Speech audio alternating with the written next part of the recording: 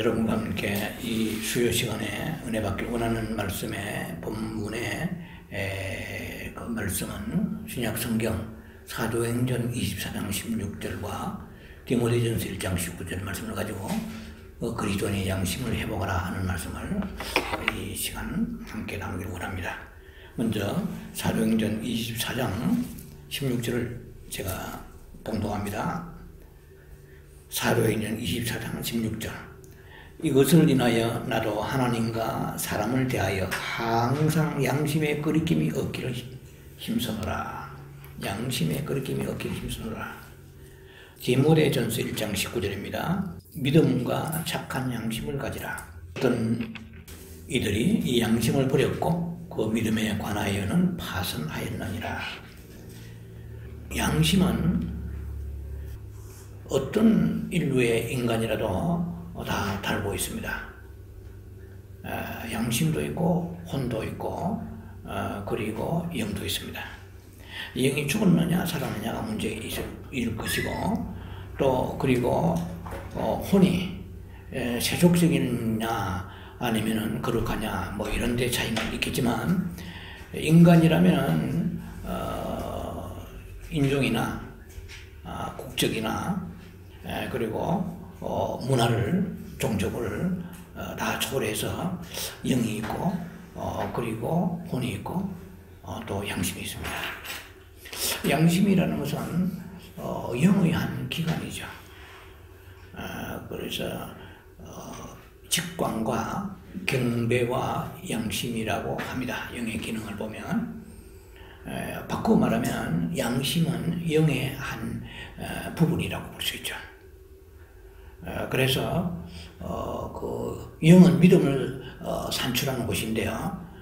양심이 파손된다. 양심에 문제가 생기게 되면 양심을 버리면 믿음이 파손한다고 방금 읽었던 디모데전서 1장 19절에 말씀하십니다. 자, 그래서 하나님께서는 인간에게 그 양심이라는 그 기관을 세워주시는데 그 하나님이 양심을 창시자죠. 양심의 창시자가 하나님이신데요. 인간이 그 타락하기 전에는 그 양심의 기관은 존재했지만 기능은 거기에 폐쇄되었습니다. 그러니까 기능이 없었어요. 기관이 있는데. 왜 그러냐면은 인류의 그 시대를 7시대로 나누는 학자들이 많은데요. 맨 먼저 중요한 것이 무제시대입니다. 무제시대, 양심시대, 인간 통치시대에 나갑니다. 그리고 이제 율법을 가지고 사람을 이제 약속시대, 율법시대, 그리고 은혜시대, 왕국시대 한 7가지로 이렇게 세대를 나누는 학자들이 많은데요. 앞에 제가 읽은 3가지 무제시대가 바로 아담과 하와가 타락하기 전에 시대를 말합니다. 이때는 양심이 그 기능, 펑션을 발휘하지 않아도 되는 시대입니다. 그러니까 우리가 가지고 있는 라마라크의 용불용술 같이 인간이 가지고 있는 많은 기능들이 많아요. 우리의 몸에 있는 육체 기능이 많은데 라마라크의 용불용술이라는 학자의 설이 있습니다. 쓰면 쓸수록 발달합니다. 모든 기능이. 그와 마찬가지로 안 쓰면은 그것이 기능이 약화되고 폐쇄됩니다. 이 혼이라는 그 양심이라는 것을 쓸 필요가 없는 것이 하나님 앞에 직관과 영교만 가지고도 하나님의 통치를 받았습니다. 하나님이 다스림을 잘 받았기 때문에 양심의 그 기관이 기능을 발휘할 필요가 없었습니다. 쉽게 말하면 유명무실이죠. 그런데 인간이 아담이 타락을 했잖아요. 아담이 선악과를 통해서 타락했을 때 그때에 이제 경배와 찬양의 기능이 영이 죽으리라 했으니까 경배요찬한 기능이 없어지면서 이제 양심이 그때부터 기능을 발휘하기 시작했습니다. 그런데 그때를 이제는 그 시대를 양심 시대라고 말하죠. 양심의 저촉을 받는 거죠. 양심은 일종의 오늘날 말하자면 경찰 국가, 경찰이 국가의 어떤 권력을 부여받은 권력을 가지고 통치를 하잖아요. 일종의 뭐 하는 그것은 관리한달까요? 그와 마찬가지로 우리 하나님이 다스리는 방법은 직접 다스리시고 이제 그것이 안 되면은 양심을 통하여 하나님의 대표 역할을 감당하게 합니다. 근데 그 이제 노아의 홍수를 여러분 아시겠죠? 창세기 6장부터 노아 시대 가니까 인간이 한 창세기 9장 정도 가면은 이런 말이 나옵니다. 사람의 피를 흘리면 너희 다 그 피를 다시 흘릴 것이라고 그랬는데요. 이 말은 뭡니까? 살인이 가득했어요. 살인과 간음과 강팍합니다. 그래서 이제 그 양심마저도 죽어버리죠. 그러니까 그러면 그 다음 시대가 무슨 시대냐면은 양심의 그 기능도 이제는 자기를 다스리는데 역할을 못해요. 왜냐면 양심이 시키는 책망하고 죄책감을 갖고 양심의 어떤 찔림을 받아도 그대로 이제 안 하고 굉장히 완악해지고 강팍해지니까 그 다음에 방법이 무엇일까요? 하나님께서는 사람을 통해 다스리게 하십니다. 그럼 오늘날 이 시대는 은혜 시대지만 지금도 한번 보세요. 은혜 시대면 지금도 하나님께서 양심대로 사는 크리스찬이 많지 않습니다. 양심이 털난 사람이 너무 많아요. 그러니까 이 시대에 하나님이 어떻게 다스리는지 아세요? 잘 아시잖아요. 국가를 통하여서 그 하나의 정권 창출한 자들이 여러 가지 사법기관이라든지 뭐 입법, 사법, 행정 이런 거 잘 아시잖아요. 그런 그 사법의 기관을 통해서 국민을 죄 지은 사람을 통제하고 다스리는 거예요. 왜? 양심을 속이는 데 너무 많기 때문에. 그래서 법을 가지고 다스리는 거예요, 이제. 법을 누가 집행합니까? 사람이죠. 그래서 검사가 있고 경찰이 있잖아요. 검찰과 경찰이 있잖아요. 법을 무서워하잖아요. 지금도 신호등이 있지만은 어떤 사람들은 사람이 좌우로 둘러봐 없으면은 교통 위반 한참 많아요. 자, 그래서 그것이 오늘 어디까지 왔느냐 하면은 국가는 어떤 정권을 가지고 백성을 치리합니다. 또 사회에도 마찬가지고 한 가정에도 보면은 그 부모가 계세요. 그리고 연장자, 형이나 누나, 연장자가 있고 뭔가 인간을 통해 다스리게 하시는 거예요. 그래서 그 학교는 선생님이 있습니다. 교회는 목회자가 있어요. 목회자가 성경 읽으세요, 기도하세요, 가르치지만은 그러나 그걸 안 가르친다고 해서 자기가 성경 안 보고 이렇게 자기 말대로 산다 그러면 이것은 사람에게 다스림 받을 자기까지도 이제는 상실해 버린 것입니다. 그 다음에 오는 것은 이제 뭐가 오겠습니까? 하나님이 개입하셔서 우리를 이제 뭐 심판하시고 징계하시고 그런 과정까지 가지 않겠어요? 자, 어쨌든 간에 인간에게 있어서 그 양심이라는 것은 우리를 꾸짖습니다. 질책하는 거예요. 그러니까 사람이 나서기 전에 사람이 다스리는 이 시대도 사람이 다스림 받기 전에 알아서 이렇게 양심의 찔림을 받는 대로 책망하고 질책하는 대로 회개하고 돌이켜서 원위치로 돌아가야 되는 삶을 우리가 살아야 되는데 그걸 이제 안 되니까 자꾸 사람을 통해서 다스리게 되는 것이죠. 자, 그래서 양심이라는 것은 선악을 구분을 합니다.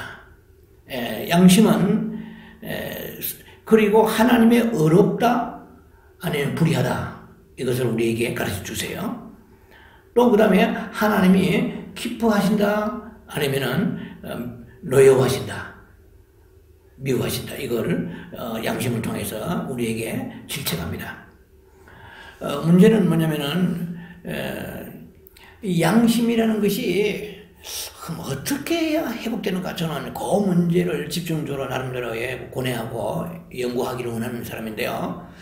양심이 어떻게 하면 강해질 것인가, 강해진다 그러면은 센시티브해질 것이 이 문제예요. 여러분 가만히 생각해보세요. 내가 양심이 깨끗해야지, 순수해야지, 양심적인 인간이 돼야지, 그렇다고 양심이 그렇게 됩니까? 안 된단 말이에요. 제가 얘기하고 싶은 건 많지만은 오늘 여러분과 나누고자 하는 중요한 그 중에 우리가 무엇을 도전받아야 되느냐 하는 거예요. 이 양심이라는 그 기능을 지식적으로 안다고 해서 양심이 민감해지지 않아요. 제가 얼마든지 양심에 대해서 더 이상 설명을 충분히 할 수 있습니다.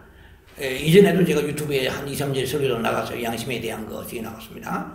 더러운 양심을 버리라 하고, 신부가 가진 7가지 중에서 제가 한 30가지를 했어요. 앞으로 몇 가지를 더 남아서 할 거예요. 연기를 짓게 할 텐데요. 그러면 양심을 어떻게 하면 우리가 민감하게 만들 것이 중요해요. 양심의 그 기능은 하나님을 대표하는 기능이다. 오케이. 이 양심이라는 것은 우리가 성화를 시키는 가장 첫 단계가, 성화되는 첫 단계가 양심의 회복입니다. 양심이 마비되면 성화가 되지 않아요. 그러면 그렇게 하고 성화되어야만 신부가 되어서 흰옷을 입고 휴거돼서 올라갈 거 아니겠습니까? 근데 양심이 더럽고 양심이 마비되었고 양심이 디모데 전서 4장 2절 말씀처럼 양심이 화인 맞았다 이 말이죠. 그럼 양심이 화인 맞았다고 양심과 믿음이 함께 가는데, 그럼 믿음이 없는 사람은 어떻게 주님께서 들림받게 하시겠어요? 그러니까 양심이 무드리졌다 하는 것은 바꿔 말하면 믿음이 없다는 거야. 그 사람이 아무리 믿음 얘기하고 베리베리 자기를 여러 가지로 표출한다 해도 양심적으로 문제가 있다고 그러면 그 사람 믿음은 정상이 아닙니다. 지난 몇 주 전에 제가 말씀드렸잖아요. 양심이 타락하는 단계의 수준을 제가 말씀드렸습니다. 부모가 이 어떤 사탕을 먹지 말라고 어린아이 얘기했다고 할 때 처음에는 두근두근하고요. 이거 그 다음에 조금 두근거리고, 세 번째 거의 두근거리지 않고, 네 번째는 정상을 돼요. 하나도 같이 아주 엄마가 먹지 말라는 사탕을 먹으면서도 노멀한 상태입니다. 전혀 고통도 없고 두려움도 없는 거예요. 다만 한 가지, 5번째로 부모에게 들키지만 않으면은 모든 게 무사한 거예요. 양심의 그 타락의 수순은 그 성도들이 믿음을 떠나는 것이나 개인적으로 어떤 범죄를 했을 때 느끼는 단계나 똑같습니다. 수순이. 인간의 음란으로 타락한다든지 여러 가지 마찬가지입니다. 11조도 마찬가지고 주일 예배도 마찬가지고 다 마찬가지예요. 처음에는 죄책감이 오고 점점점 강도가 약해집니다. 나중에는 전혀 감각이 없어요. 쉽게 말하면 안 나가도 행복하고 정상이고 얼마든지 잘 먹고 잘 살 수 있죠. 예를 들면은 양심이 죽어버리면 파손해버리는 거예요. 그럼 믿음이 완전 다운됐다는 것이죠. 자, 중요한 것은 그럼 뭐냐면은 어떻게 하면 이 양심이 어디에 있느냐. 양심은 사실은 양심이라는 것은 마음의 한 부분도 양심입니다. 그리고 영의 3가지 기능 중에 하나가 양심이잖아요. 그런데 양심이 문제가 생기면 영에 문제가 생긴 거 아니에요? 영이라는 것은 우리의 믿음을 도출하는 기관인데, 믿음을 발산하고 믿음을 도출하는 기관인데, 양심에 문제가 생겼다 그러면 믿음에 문제가 생기면 틀림이 없습니다. 그러니까 가장 쉽게 말하면 양심과 믿음은 같이 가는 거예요. 자기가 죄를 지어놓고도 양심에 같이 안 받다 보면 믿음이 없는 거예요. 그 다음에 믿음이 있는 채면 전부 그것은 행위적 믿음으로서, 율법적 믿음으로서 보여주기의 시기의 믿음이 그런 전부 다 가짜죠. 하나님 보실 때 삼복이 결코 될 수가 없습니다.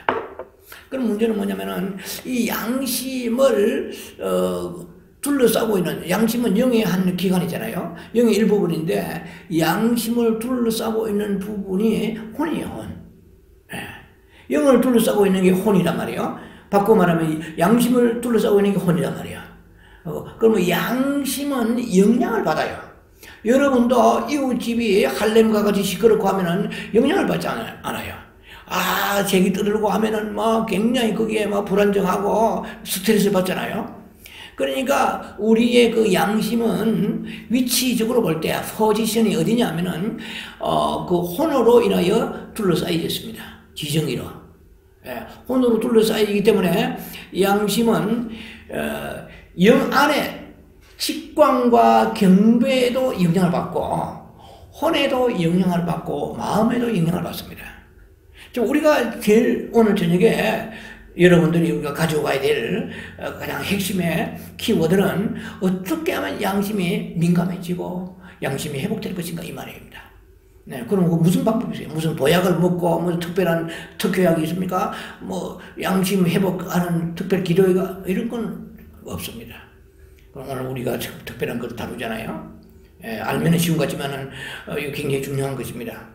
그러니까 우리가 직관, 영의 그 직관과 양심, 직관이라는 하나님의 뜻을 아는 게 직관이잖아요. 영의 직관이 굉장히 민감한 사람은 하나님의 음성을 민감하게 듣고 그 부분에 센서티브한 사람은 양심도 민감합니다.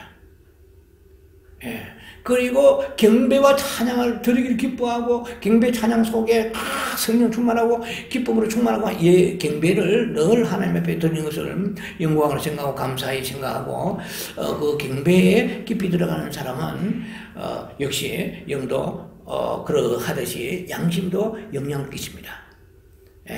또 뿐만 아니라 그러면 영에서는 그 경배와 직관이 영향을 주었다면 양심이 어쨌든 우리에게 이 양심이 회복이 돼야 되거든요. 그러면 혼의 문제는 과연 어떻게 되는가? 혼에 있어서 혼이라는 것은 여러분 아시다시피 지정의로 되어 있잖아요. 그러면 우리의 그 생각이 양심에 영향을 끼친다는 여러분 생각해 봤습니까? 생각이 총명하고 지혜롭고 또 감성이 순수해요.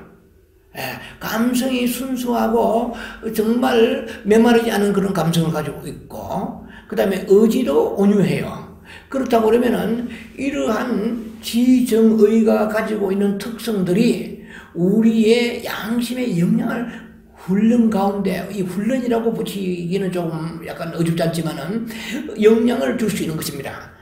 내 양심을 어떻게 하면 회복할 것인가? 근육을 어떻게 하면 회복할 것인가? 그거는 우리가 어떤 짐나지움 같은 데 가서 운동을 하면 어떤 일부분 근육이 조금 그래도 탄탄해질 수 있을 것입니다. 근데 양심의 근육 머슬을 어떻게 이것을 양심을 회복할 것인가? 강건하게 할 것이고 민감하게 할 것인가? 이것은 우리의 지정의에게 굉장히 영향을 받는 게 양심입니다. 우리가 생각이 고약하고 생각이 아주 그냥 나쁘단 말이에요. 그러면은 우리 양심도 영향을 지대하게 받습니다. 생각이 비틀어지잖아요. 양심도 비틀어집니다. 우리 양심 따로 생각 따로 안 해요. 여러분이 어떻게 생각 비틀어진 생각을 가지고 있는지 교회 관에 대해서 하나님에 관하여서 믿음에 관하여 비틀어진 생각은 양심도 비틀어집니다. 그 다음에 우리가 정서적으로 온유하고 정말 마음이 부드러운 사람은 역시 양심에 영향을 갖다줍니다. 긍정적인 좋은 시너지 효과를 갖다주게 되고요. 의지도 만약에 그 사람이 완악하다, 잔인하다, 양심도 강하게 영향을 받습니다. 그래서 양심이 지금 한국 사람들 가운데 뭐 소수의 사람들일지 몰라도 양심을 완전히 팔아먹은 사람들, 양심에 흔히 말해 틀렸다, 양심 폐기된 사람들이 너무 많아요. 그런데 그 생각이 사고에 영향이 굉장히 중요합니다. 나는 이렇게 내 자신을 위해서 다른 사람의 피해를 준다 해도 내가 살아야 된다고 생각이 비틀어지면 양심이 비틀어지는 거예요. 우리는 양심은요, 이것은 순수한 거야. 모든 인간의 영도 똑같이 하나님께서 어떤 영은 크고 어떤 영은 작은 게 없어요.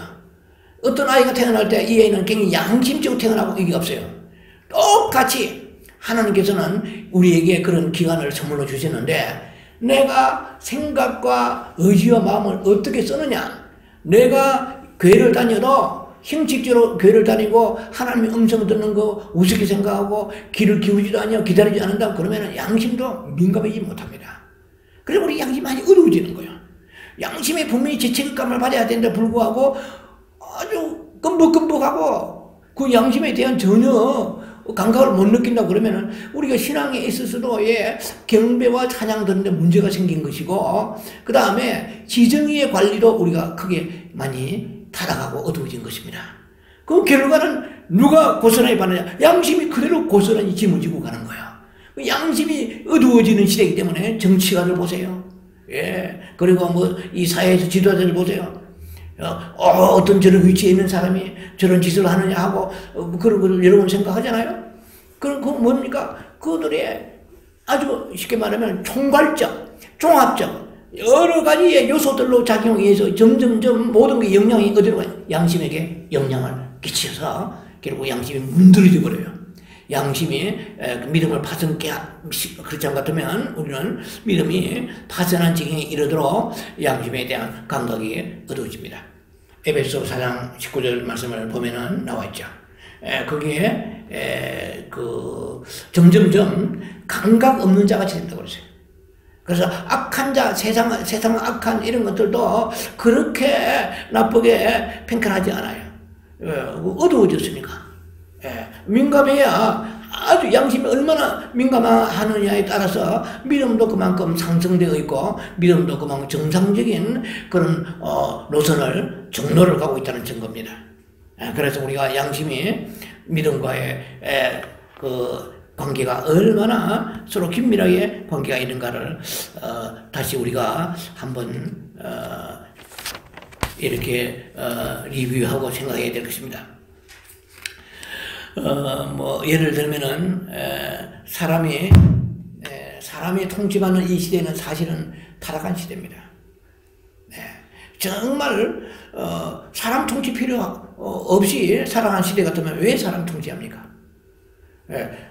사람이 통치해도 그 사람 통치를 안 받고 배신하고 대적하고 그 권력을 뒤집으려고 하잖아요. 그러니까 하나님께서 로마 13장의 1절 2절에서 보면 하나님께서 우리에게 그렇게 말씀하십니다.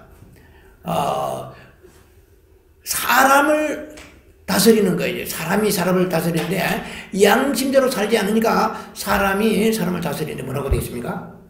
너의 위에 있는 자의 권위에 복종하라. 하나님의 권위입니다. 그러니까 자식이 부모 속을 속에 잘 되지 못해요. 교회 성도가 목회자 가슴 아프게 해서는 죄송하지만 그렇게 성경적으로 보면은 그렇게 바람직하지 못합니다. 우리나라 지금 왕이 문재인 대통령이잖아요.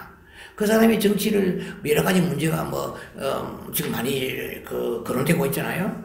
그런데 일단은 우리가 너희 평안을 위해 위에 있는 사람을 기도했나 이 말입니다. 우리가 문재인 대통령을 비판할 자격이 있는 사람은 어떤 사람이냐면은 틀렸다고 이 선악을 분별하는 이 지식만 가지고 하나님 기뻐하지 않습니다. 여러분 그걸 아셔야 돼요. 가장 신앙이 좋은 사람은 가장 양심적인 사람이 아닙니다. 가장 신앙이 좋은 사람은 하나님에 속했는가 속하지 않은가를 구별해내는 사람이에요. 이 생명에 속했는지 그리스도에 속했는지 구분해야 돼요. 양심은 사실상 이것이 선악이냐 아니냐에 대해서 그 부분에 대해서 역할이 엄청납니다. 그래서 선이냐 악이냐를 따지기 때문에 이 선악과입니다.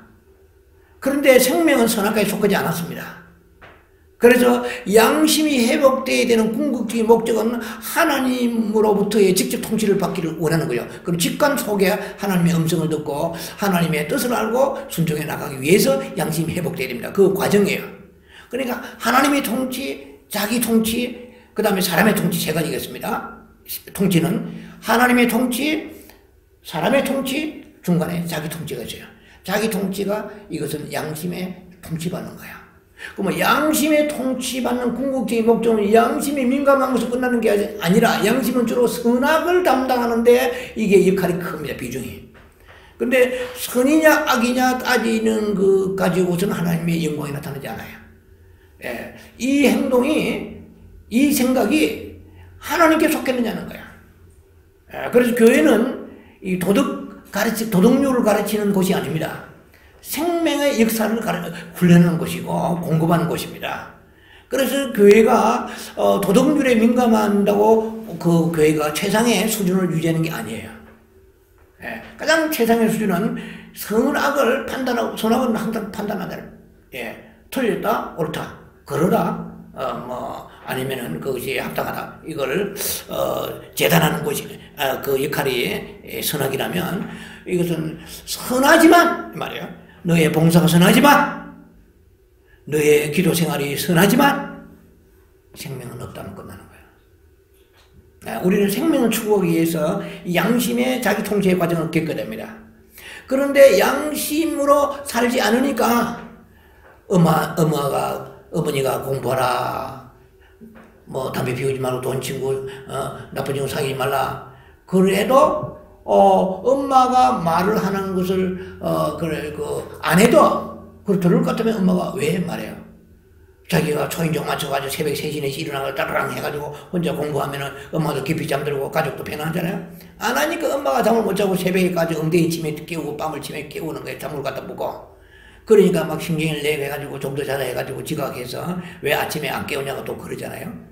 이것이 인간의 올라온 어떤 그 타락한 성품의 기질이 우리 안에 많아요. 그래서 자녀들은 부모에게 너 위에 세워진 자를 권위에 순복하라 그랬어요. 예. 그 권위에 순복은 하나님이 그 권위를 주의 정도 하나님이 세우신 거예요.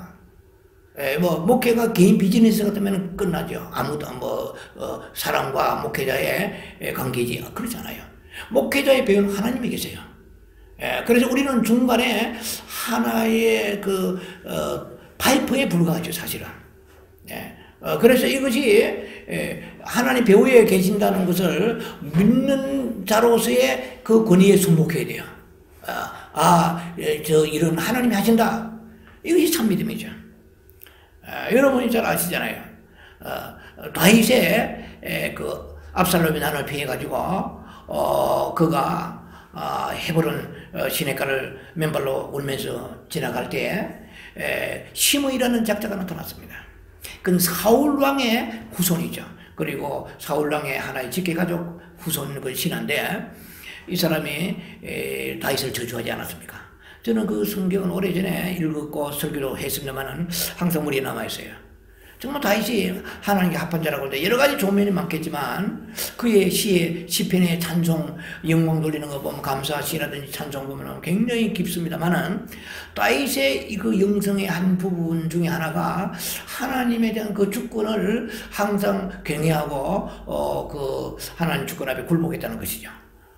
그래서 시므이를 자기 시대장에 단칼에 목을 베려고 했을 때 그 다윗이 목을 베라 하면 얼마나 속 시원하겠어요. 스트레스 해소되고 시원하겠죠. 사람도 본 앞에 근위도 있겠고. 그런데 일개 신하가 현재 지금 당장 피해 직전에서 어려움을 당할지 몰라도 그런 왕이란 말이죠. 그런데 다윗은 그렇게 말하지 않습니까? 혹시 하나님께서 그렇게 하라고 하시는지 모른다. 이거 참 정말 굉장한 얘기입니다. 하나님 주권을 인정하는 거죠. 그 사람의 사건을 바라보는 게 아니라 배후에 하나님이 그렇게 허락하셨으면 내가 벌을 받을 것이다. 그럼 하나님이 그렇게 했는지 모르니까 놔둬라. 만약에 하나님께서 그렇게 안 하시는데 지가 알아서 했다면 지가 저주받을 것이다. 그 정도로 되어 있잖아요. 그럼 우리는 그렇지 않잖아요. 여러분 사람이 얘기하면 사람을 상대하잖아요. 네가 나를 그래 이렇게 하잖아요. 니까지 이게 뭔데 이러잖아요. 배후에 하나님께서 나에게 주시는 메시지를 생각해 본 적 있습니까? 그렇게 안 하잖아요, 우리는. 1대1로, 우리 흔히 말하는 일본말로 다이다이, 1대1로, 니까지 게 이렇게 하잖아요. 배후에 하나님께서, 저는 목회자로서 항상 그런 생각합니다. 배후에 하나님께서 뭐라고 내게 요구하시는가? 성도가 떠났다, 들었다, 왔다, 갔다 한다 해도 저는 성도를 바라보기 전에 하나님께서 무슨 연고로 이렇게 하시는 걸 생각합니다.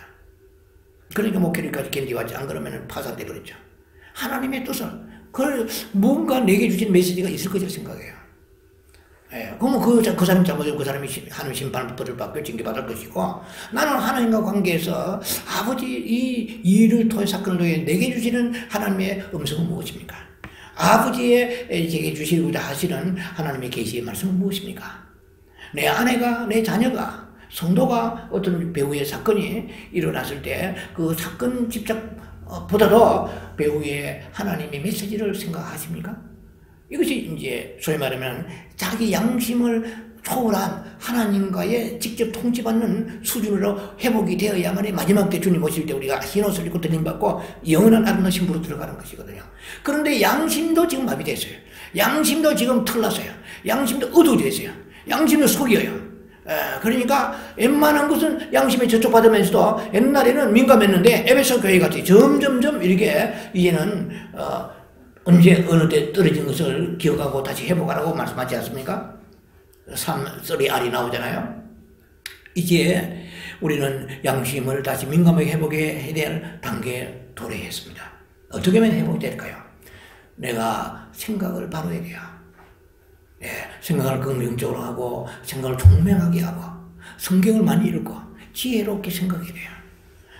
그리고 우리의 마음도 완악하고 강팍하고 이렇게 하지 않고 정서적으로 여유가 있어야 돼요. 그래서 때로는 가능하다면 산에서 한국에는 요즘에 나는 자연인이다 하는 그 프로그램이 굉장히 히트를 치고 있다고 그래요.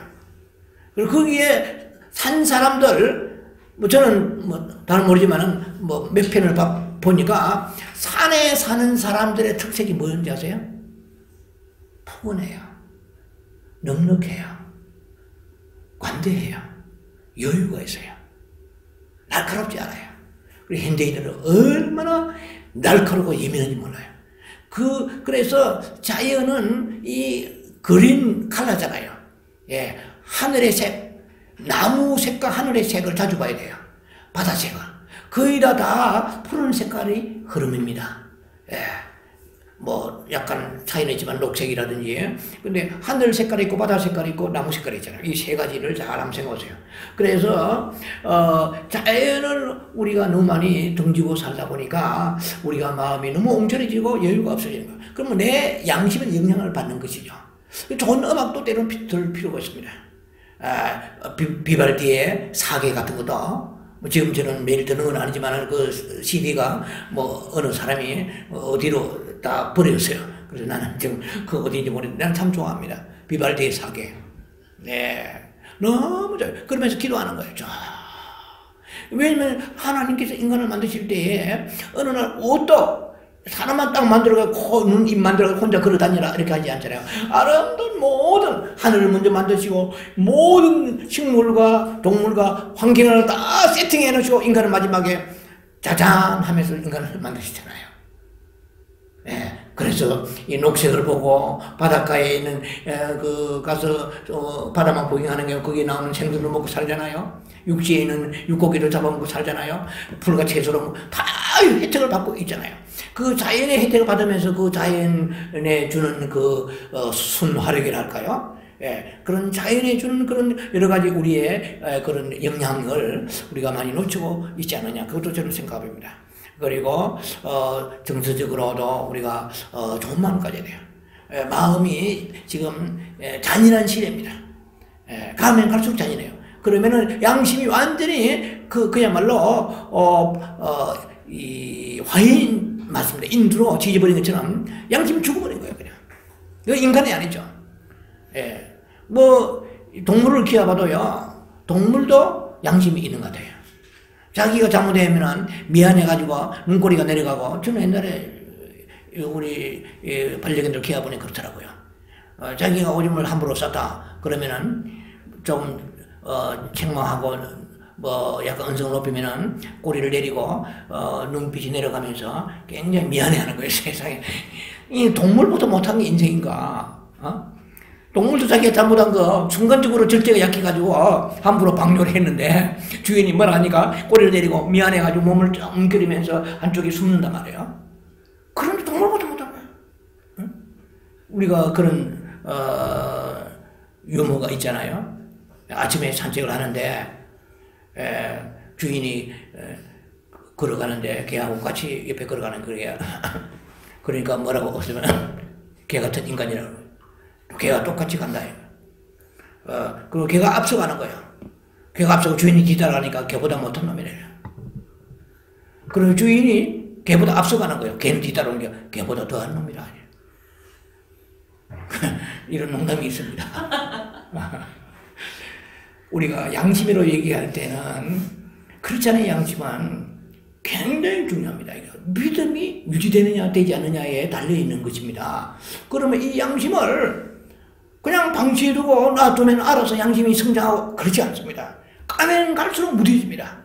그래서 우리가 좋은 마음, 좋은 음악 듣고 좋은 생각하고 좋은 말을 하고 온전한 마음, 부드러운 마음을 가지면 양심이 극대화됩니다. 민감해지는 거야. 양심이 아름다워진다 할까요? 양심이 깨끗해지고 순수한 양심이 되는 것입니다. 그래서 작은 일에도 죄책감을 받아요. 예, 작은 일에 찔림을 받는 거예요. 아, 내가 요새 성경 안 이러면 찔림을 받을지 모르겠는데요. 성경 안 읽은 지 아버지 벌써 한 달이 됐나 이런 사람 있을지도 몰라요. 혹시 성경을 펼쳐놓고 성경을 덮어놓고 먼지가 가득해가지고. 예, 그러니까 우리가 점점요 한번 이렇게 양심이 수축되고 위축되기 시작하면은요, 성경을 1년에 한 번도 안 읽어도 주일날 딱 성경 본문 읽어보고 탁 덮어버려요. 예. 그리고 주일날 나올 때 성경을 어디에 놨는지 잘 몰라.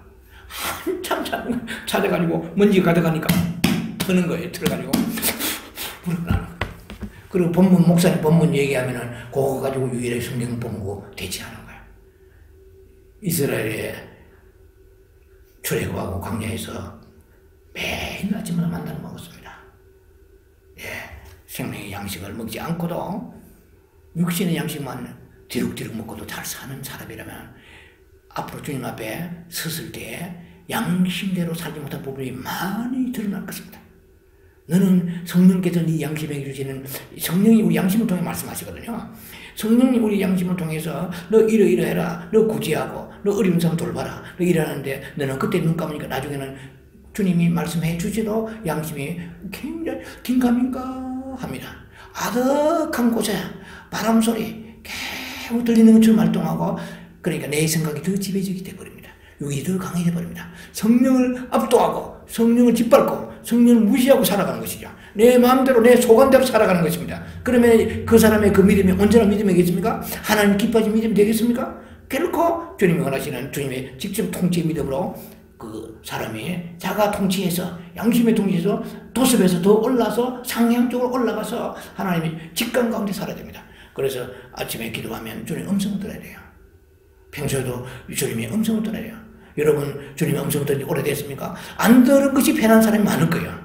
예, 안 들은 것이 불편해야 되는데 이제는 안 들은 것이 편하고, 성경 안 봐도 드라마 보는 게 편안하고, 이거는 입맛이 많이 간 것입니다. 드라마 보면 찔리면 그래 받아야 돼요.